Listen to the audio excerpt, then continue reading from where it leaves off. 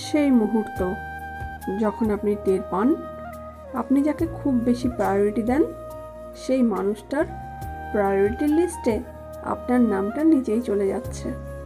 মেসেজের রিপ্লাই দেরি করে আসে, কথাবার্তায় বিরক্তি ভাব। আপনি মন খারাপ করলে তার কিছুই যায় আসে না।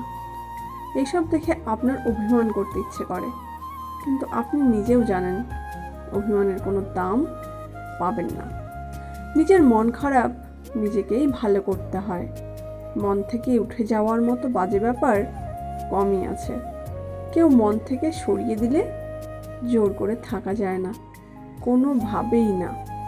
আমরা তখন ফিরে আসি, খুব করে থেকে যেতে ইচ্ছে করে, পারি না। খুব প্রিয় মানুষের খুব অপ্রিয় হয়ে গেলে আর থাকা যায় না। মানুষগুলো কিভাবে যেন বদলে যায়, আমরা দেখেই যাই।